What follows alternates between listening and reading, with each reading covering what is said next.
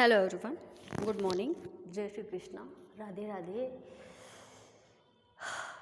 बात कर लेते हैं। अपन ने कल बात की थी एरेनफेस्ट की सेकंड थ्योरम की, ठीक है, वो वाली अपन ने प्रूव कर दी थी। अब अपन बात करते हैं किसकी? पूरकता का सिद्धांत। किसकी बात करते हैं अपन अब? पूरकता के सिद्धांत की। चलो जी, पूरकता का सिद्धांत, नाम ही क्या है इसका? पूरक है। मतलब कोई दो वस्तु होंगी या फिर कोई दो पार्टिकल होंगे या फिर कोई दो कण होंगे या फिर कोई दो तरंग होगी, ये दोनों एक दूसरे का क्या करेगी? विरोध करेगी, ठीक है। उसी को क्या बोलोगे? पूरक बोलोगे आप। बात कर लेते हैं अपन पूरकता के सिद्धांत की। कण यांत्रिकी में यानी कि क्वांटम फिजिक्स में किसी कण से संबंधित तरंग पैकेट, वेव पैकेट की औसत गति, क्वांटम फिजिक्स में किसी कण के तरंग पैकेट की औसत गति क्लासिकल फिजिक्स में कण की गति के समतुल्य है। प्रयोग से प्रदर्शित होता है कि एक भौतिक सत्ता मतलब कोई भी भौतिक राशि ले लो का यदि कण स्वरूप प्रेक्षित हो तो तरंग स्वरूप प्रेक्षित नहीं होगा। मैंने बोला था कि दो चीज आपस में एक दूसरे का क्या करेंगी? विरोध करेंगी। वो ही क्या होता है? पूरकता का सिद्धांत। एक है क्वांटम फिजिक्स, एक है क्लासिकल फिजिक्स, ठीक है। क्वांटम फिजिक्स में कोई कण ले लो तो क्लासिकल फिजिक्स में कोई तरंग ले लो, ठीक है। कहने का मतलब क्वांटम फिजिक्स का जो स्वरूप होता है, भौतिक स्वरूप, और क्लासिकल फिजिक्स का भौतिक स्वरूप, अगर क्वांटम फिजिक्स के भौतिक स्वरूप को प्रेक्षित कर रहे हो आप तो क्लासिकल फिजिक्स के भौतिक स्वरूप को प्रेक्षित नहीं कर सकते हो। कहने का मतलब यदि कण के स्वरूप को प्रेक्षित कर रहे हो तो तरंग के स्वरूप को प्रेक्षित नहीं कर सकते हो। अगर तरंग के स्वरूप को प्रेक्षित कर सकते हो तो कण के स्वरूप को प्रेक्षित नहीं कर सकते हो। हाँ जी, क्या मैडम कण और तरंग किए जा रहे हो? ध्यान से सुनना। हम कह सकते हैं कि कण एवं तरंग स्वरूप दोनों एक दूसरे के पूरक होते हैं। देखो कंडीशन क्या होती है यहाँ पे, कण दो चीजों की बात करते हैं, एक लेते हैं कण और एक लेते हैं तरंग, ठीक है। इनके अगर आप स्वरूप प्रेक्षित करना चाहते हो तो दोनों के स्वरूप एक साथ प्रेक्षित नहीं कर सकते हो। क्या नहीं कर सकते हो? दोनों के स्वरूप। किसके दोनों के स्वरूप? एक कण और एक तरंग। इन दोनों के स्वरूप आप लोग एक साथ प्रेक्षित नहीं कर सकते हो। अगर कण का कर रहे हो तो तरंग का नहीं कर सकते हो, अगर तरंग का कर रहे हो तो कण का नहीं कर सकते हो। तो इस बात से निष्कर्ष क्या निकलता है? हम कह सकते हैं कि कण एवं तरंग स्वरूप एक दूसरे के पूरक होते हैं। लड़ाई कर रहे हैं ना दोनों एक दूसरे से, अगर तू आ गया तो मैं नहीं आऊँगा, मैं आ गया तो तुम नहीं आना, ठीक है। तो एक दूसरे के पूरक होते हैं, अर्थात इन्हें एक साथ प्रेक्षित नहीं किया जा सकता है, और इसे ही अपन क्या कहते हैं? पूरकता का सिद्धांत कहते हैं। क्लियर है? पूरकता का सिद्धांत क्या होता है लिखने की जरूरत नहीं है। आ जाओ जी। अब अपन बात करते हैं तरंग पैकेट की अवधारणा। ओके, अपना टॉपिक क्या है? वेव पैकेट, ठीक है। तो तरंग पैकेट की अवधारणा की अपन बात करते हैं। क्वांटम फिजिक्स में किसी कण से संबंधित तरंग को प्रदर्शित तरंग फलन के द्वारा करते हैं। क्या? क्वांटम फिजिक्स में किसी कण से संबंधित कोई कण ले लिया, अगर उससे संबंधित तरंग को प्रदर्शित करना है तो आप लोगों को भी पता है कि अभी अपन क्या पढ़ के आए हैं? तरंग फलन Sai x T psi R T तरंग फलन के द्वारा प्रदर्शित कर सकते हैं। जहां तरंग फलनों को कैसे लिखेंगे? साई इक्वल ए साइन के अक्ष माइनस ओमेगा टी और साई इक्वल ए कोश के अक्ष माइनस ओमेगा टी, ठीक है। इस तरंग को तरंग फलन के रूप में प्रदर्शित कर सकते हैं। किसके अंदर? क्वांटम फिजिक्स के अंदर। बात करेंगे कि यहाँ पे kx क्यों आया, ठीक है। तरंग के वेग को क्या कहते हैं? कलावेग कहते हैं। और तरंग के वेग को v के रूप में प्रदर्शित किया जाता है। तो vp इक्वल क्या होता है? देखो ओमेगा अपॉन के। ये वाली चीज़ें आप लोग बहुत बार पढ़ के आ चुके हो। तो देखो ओमेगा इक्वल अपन क्या लिख सकते हैं? New lambda. न्यू क्या है यहाँ पे? फ्रीक्वेंसी है। लैम्डा क्या है यहाँ पे? तरंग दैर्ध्य है, वेवलेंथ है, ठीक है। तो देखो इस वाली चीज़ को ध्यान से देखना। यहाँ तरंग की तरंग दैर्ध्य कितनी होती है? इस तरंग की तरंग दैर्ध्य कितनी होती है? h/p होती है, ठीक है। तो p का मान भी आप लोग जानते हो कितना होता है? p इक्वल m भी लिख सकते हैं ना? लिख सकते हैं। तो p क्या हो गया यहाँ पे? कण का वेग हो गया। क्या हो गया? वेग। तो यहाँ ऊर्जा E इक्वल क्या होती है? h न्यू होती है। जानते हो भैया आप लोग, यहाँ पे ऊर्जा क्या होती है? E न्यू है। तो न्यू इक्वल क्या हो जाएगा? E अपॉन h हो गया। अरे भाई ऊर्जा ली क्यों? क्योंकि अपने को तो इस न्यू की वैल्यू चाहिए। देखो सब वो हो गया, मिक्स हो गया। देखो सबसे पहले अपन ने क्या लिया? तरंग को तरंग फलनों के रूप में लिख दिया, ठीक है। आज उसके बाद अपन तरंग के वेग को क्या कहते हैं? कलावेग कहते हैं। कलावेग को अपन ने किससे रिप्रेजेंट कर दिया? vp इक्वल ओमेगा अपॉन के। एक रूप तो इसका ये हो सकता है कि कलावेग को इस रूप में भी लिख सकते हैं, और एक रूप ये होता है न्यू लैम्डा, ठीक है। अब लैम्डा की वैल्यू आप लोग जानते हो कितनी होती है? h/p। और p की वैल्यू भी अब आप लोग जानते हो कितनी होती है? hmv। अब इसकी वैल्यू निकल गई, इसकी निकाल लेते। कहाँ से निकालेंगे? E इक्वल क्या होता है? h न्यू होती है। तो न्यू की वैल्यू यहाँ पे क्या आ जाएगी? E अपॉन h, ठीक है। तो E इक्वल भी आप लोग जानते हो क्या होता है? E इक्वल mc² होता है कि नहीं होता है? होता है। तो यहाँ पे पुट कर दो। न्यू इक्वल कितना आ गया? mc² अपॉन h, ठीक है। इसको इक्वेशन दे देना। अच्छा जी, इसको इक्वेशन दे देना 1 और इसको इक्वेशन दे देना 2। एक बार ऐसे ही समझाने के तरीके से, ठीक है जी। अब समीकरण 1 में क्या कर दोगे आप? न्यू की वैल्यू पुट कर दो। क्या कर दो? इक्वेशन 1 में न्यू की वैल्यू पुट कर दो। न्यू व लेम्डा का मान दोनों का रख दो। तो क्या आ जाएगा? vp equal mc² upon h। देखो mc² अपॉन h डॉट इसकी वैल्यू पुट कर दो h upon m v। h से h, c से m से m। तो वेग क्या निकला अपने पास? vp equal c² upon v। Last में रिजल्ट क्या निकल के आया कला वेग का? कि कला वेग क्या होता है? vp equal c² upon v। अब इसके अंदर कंडीशन देखना, बात सुनना। सापेक्षवाद के सिद्धांत के अनुसार कण का वेग, ठीक है। किस सिद्धांत के अनुसार? सापेक्षवाद सिद्धांत के अनुसार इस कण का वेग प्रकाश के वेग से क्या होगा? कम होगा।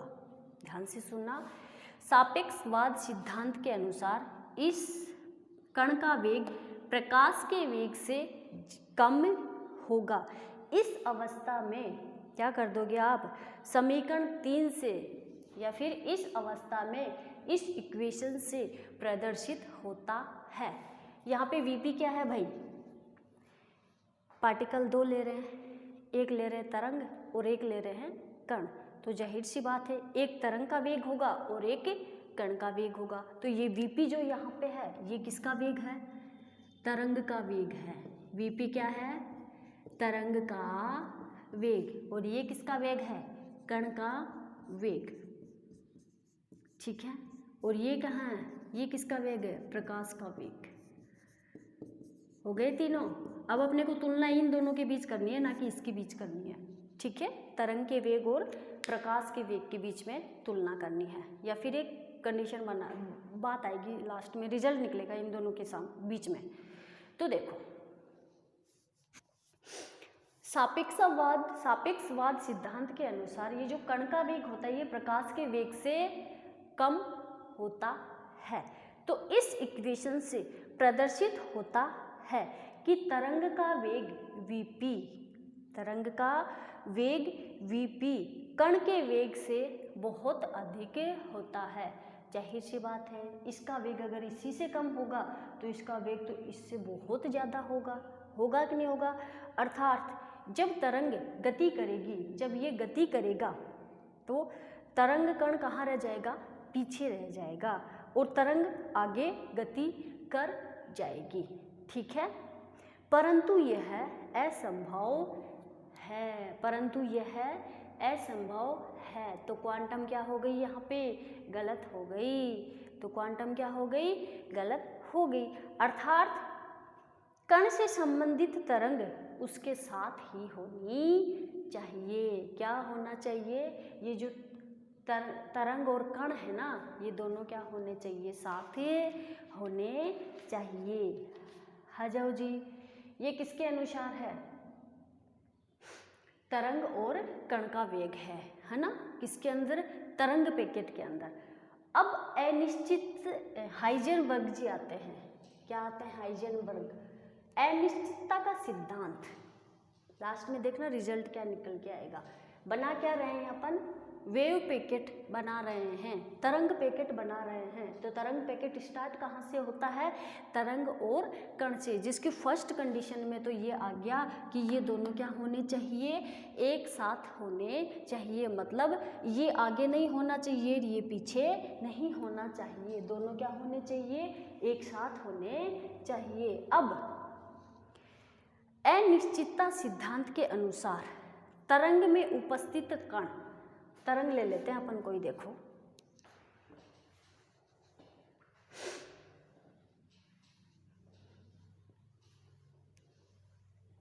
अनिश्चितता सिद्धांत के अनुसार कोई एक तरंग लेते हैं। क्या लेते हैं? कोई एक तरंग लेते हैं और उसके अंदर कण को प्रवाहित करते हैं। देखो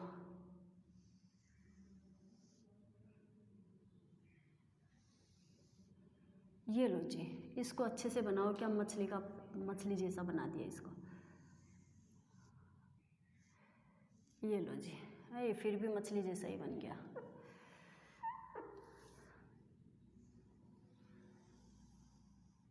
ये लो, अब सही है, जैसा भी है, मछली टाइप जो भी है। ये क्या है? अपने कोई तरंग है, ये क्या है? पूरी तरंग है। इसके अंदर कण देते हैं अपन। ये देखो,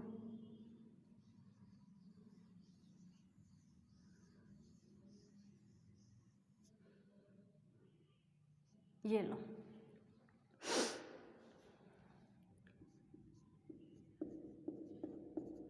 कोई तरंग बिठा देते हैं अपन यहाँ पे। ठीक है, ये क्या कर दिया अपन ने? कोई तरंग को बिठा दिया। अब हाइजेनबर्ग क्या, अनिश्चितता का सिद्धांत क्या बोलता है कि अनिश्चितता सिद्धांत के अनुसार तरंग में उपस्थित कण माइनस इन्फिनिटी से, ये लो प्लस इन्फिनिटी, यहाँ से माइनस इन्फिनिटी और यहाँ तक प्लस इन्फिनिटी, क्या चीज़ हुई?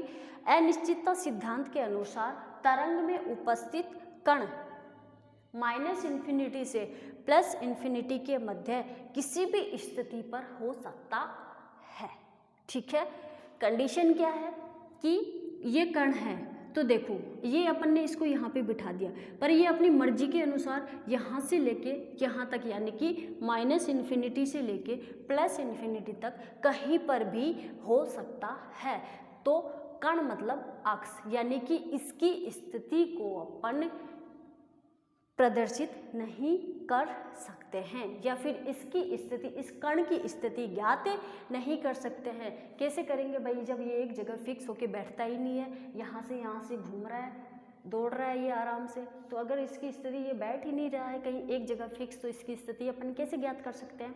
नहीं ज्ञात कर सकते हैं। तो देखो, अर्थात कण की स्थिति ज्ञात नहीं कर सकते हैं, परंतु इस तरंग का संवेग जरूर ज्ञात कर सकते हैं। अनिश्चितता सिद्धांत के अंदर दो चीजें आती है, एक अक्ष स्थिति और एक संवेग। तो अनिश्चितता सिद्धांत के अनुसार कण की स्थिति तो ज्ञात नहीं कर सकते हैं, पर तरंग का वेग जरूर ज्ञात कर सकते हैं। ठीक है जी, क्लियर है यहाँ तक। अब अपन बात करते हैं श्रोडिंगर के अनुसार। श्रोडिंगर के अनुसार ये एक तरंग की बात की है, अनिश्चितता सिद्धांत के अंदर भी एक ही तरंग की बात हुई है। अब अपन लेते हैं, देखो श्रोडिंगर के अनुसार, चलो जी, श्रोडिंगर के अनुसार कुछ ऐसे डायग्राम बनता है।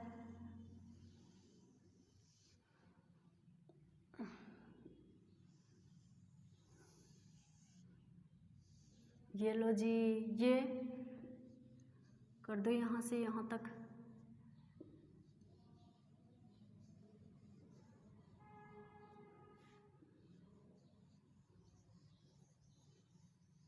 अरे बाबा, ये तो इस बार तो एक तरंग नहीं काफी तरंग हो गई। कितनी हो गई? काफी तरंग हो गई ये तो। हाँ जी, इसका ये जो ऊपर वाला जो होता है इसको आप क्या बोलते हो? आवरण बोलते हो। क्या बोलते? आवरण मतलब ये यहाँ से लेके, अरे मैंने इस डिस्टेंस को थोड़ा सा ऊपर कर दिया रे यार, मतलब ये जो ऊपर वाला पोर्शन है, हटाओ इसको एक बार यहाँ से। क्या करते हो आप लोग भी?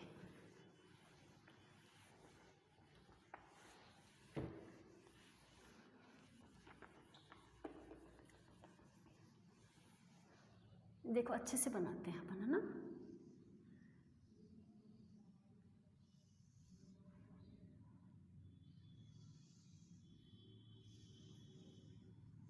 ये लो जी,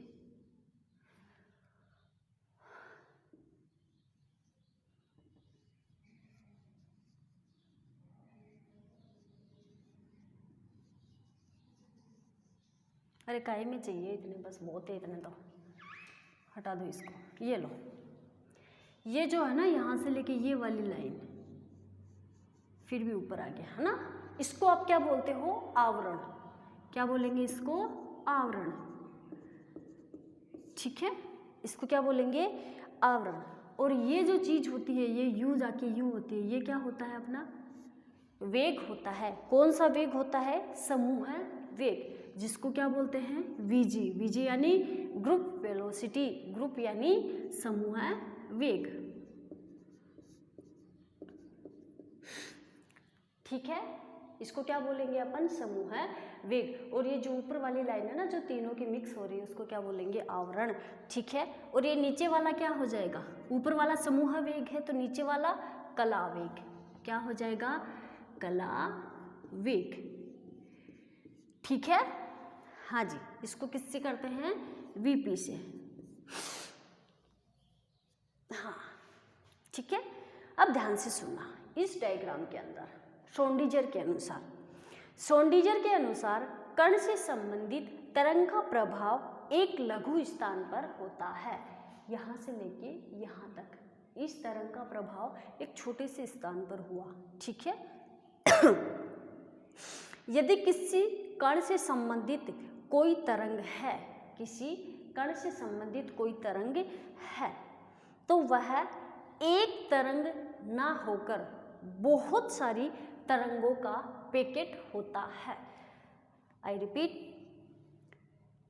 श्रोडिंगर के अनुसार कण से संबंधित तरंग का प्रभाव लघु स्थान पर होता है। यदि किसी कण से संबंधित कोई तरंग है, तो वह तरंग ना होकर तरंग पैकेट होगी, जहां तरंग पैकेट का निर्माण लगभग समान आवृत्ति और समान आयाम की तरंग के अध्यारोपण की से होता है। श्रोडिंगर क्या बोलता है कि जो तरंग होती है वो तरंग एक ना होकर कई बहुत सारी तरंगों का एक समूह होती है, और उसको आप क्या बोलोगे?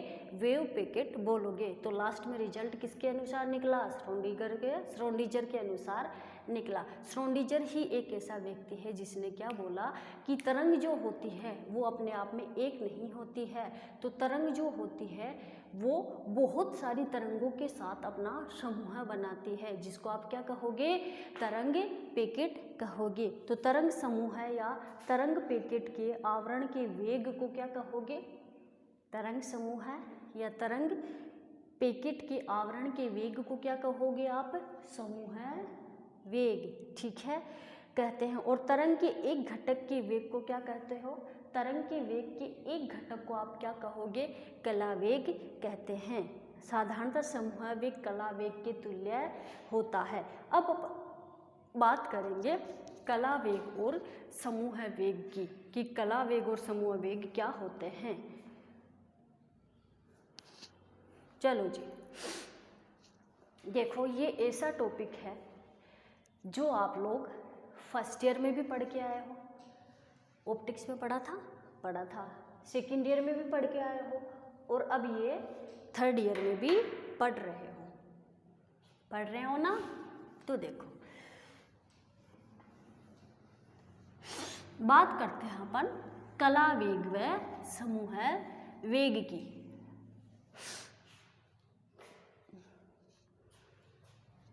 हेडिंग डालेंगे अपन कला वेग व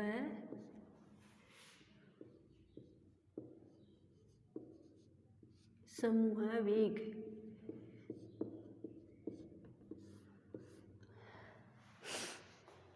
माना कणों से संबंधित तरंग का तरंग फलन, क्या माना कणों से संबंधित तरंग का तरंग फलन ψ1 व ψ2 है, तो इनका आयाम समान a है और इनकी आवृत्ति क्या है, ω1 व ω2। आयाम तो सेम है, आवृत्ति भी अलग है, फलन भी अलग है, तो क्या अपन इसको ऐसे रूप में लिख सकते हैं, ψ1 इक्वल a ω1, अच्छा जी,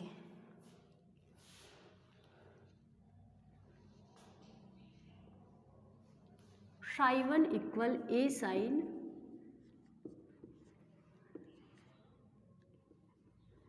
k1 अक्ष माइनस ω1t माइनस k1 अक्ष लिख सकते हैं ना।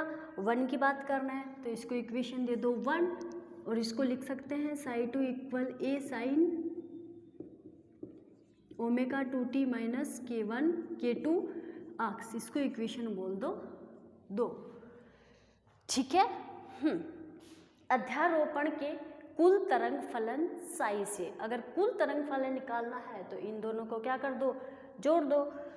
तो देखो साई इक्वल ψ1 प्लस ψ2, ठीक है, जोड़ देते हैं, जोड़ दो, क्या आ जाएगा, a sign ω1t minus k1 अक्ष plus a sign ω2t minus k2 अक्ष, जोड़ दिया जी, जोड़ दिया। अब sine c plus sine d हो रहा है, साइन a और साइन b, ठीक है। तो क्या अपन इसको इसके फॉर्मूले से खोल सकते हैं, फॉर्मूला क्या होता है, चूंकि sine c plus d equal क्या होता है अपना 2 साइन, अच्छा जी, ठीक है, sine c plus sine d क्या होता है फॉर्मूला इसका, 2 sine c plus d upon 2 और cos c minus d upon 2, खोल दो इसको इस रूप में। चलो a साइन, अच्छा जी 2a sign,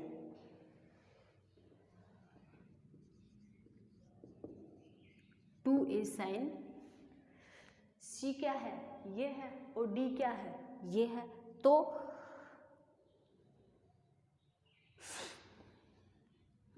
omega 1 T minus K1 अक्ष plus D omega 2 T minus K2 अक्ष बाई 2। ठीक है, खोल दिया इसको। ठीक है जी, ये लो। अब कोश C माइनस डी, सी क्या है? ओमेगा 1 टी माइनस K1 अक्ष माइनस ओमेगा 2 टी। अब देखो क्या हो जाएगा ये फिर इसको ऐसे करो आप लोग। हाँ, ओमेगा 1 टी K1 अक्ष minus omega 2t minus K2 अक्ष, ओके, अपॉन में 2 है। ठीक है जी, तो क्या कर देते हैं अपन, देखो अब यहाँ से ओमेगा 1t और ओमेगा 2t क्या कॉमन आ रहा है? कॉमन ले लो 2a साइन, क्या कॉमन लेंगे? t कॉमन लेंगे तो क्या आ जाएगा? Omega 1 plus omega 2, omega 1t और ओमेगा 2t, तो ओमेगा 1 प्लस ओमेगा 2 और t। ठीक है, अब बचा क्या? K1 अक्ष और K2 अक्ष, तो क्या कॉमन ले ले इसमें से? अक्ष कॉमन ले लो। तो देखो क्या बच जाएगा? Minus K1 plus minus minus plus K2 upon 2। ठीक है, कर दो गुणा कोश। ये क्या है? ये तो सेम टू सेम है, लिख दो इसको यूं का यूं। ओमेगा 1t माइनस, अच्छा जी, यहाँ से भी अपन कॉमन ले लेते क्या? ठीक है, अपने पास क्या आ जाएगा? देखो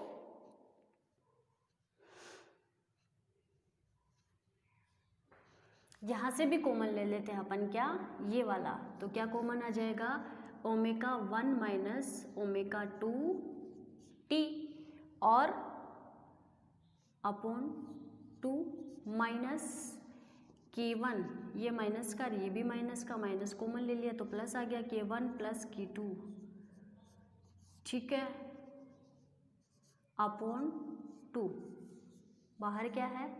अक्ष कॉमन आ गया। तो देखो जी, अब अपन क्या कर देंगे यहाँ पे, यहाँ से इन दोनों में से 2 बाहर ले लो, तो फिर आप लोगों के पास क्या बच जाएगा? देखो यहाँ omega 1 plus omega 2 upon 2 equal क्या ले लेते हैं यहाँ पे अपन? डेल ओमेगा लिख सकते हैं, इसको प्लस वाले को लिख सकते हैं क्या? सॉरी, ओमेगा लिख दो इसको। ठीक है, K1 प्लस K2 को क्या लिख सकते हैं? K लिख सकते हैं। K1 प्लस K2 अपॉन 2 को K लिख दो, ये लो। अब यहाँ पे ओमेगा 1 माइनस ओमेगा 2 को क्या लिखोगे? ओमेगा 1 माइनस ओमेगा 2 को क्या लिखोगे? डेल ओमेगा लिख सकते हैं। तो ऐसे ही इस K1, अच्छा जी ये माइनस का आएगा, ठीक है, K1 माइनस K2 को आप क्या लिख दोगे? जो भी है, ठीक है, डेल K लिख दोगे। ठीक है, अब ये वाली वैल्यू अपन कहाँ पुट कर दे? इसके अंदर। देखते हैं फिर क्या आता है।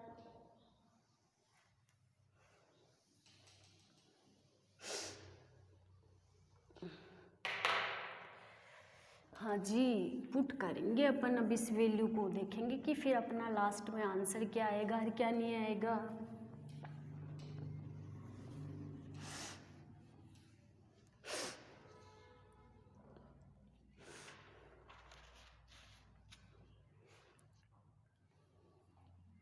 साई इक्वल 2a कोश। ठीक है, पहले इस वाले को ले लेते हैं, कोई दिक्कत नहीं है, रिप्लेस करना है कुछ भी कर दो। Del omega t del omega 2t minus ये क्या हो जाएगा? Del K upon 2t, del k upon 2 sorry अक्ष ये क्या हो जाएगा साइन ओमेगा टी माइनस की अक्ष। ठीक है, इसको इक्वेशन बोल दो आप 3, इसको इक्वेशन बोल दो 3।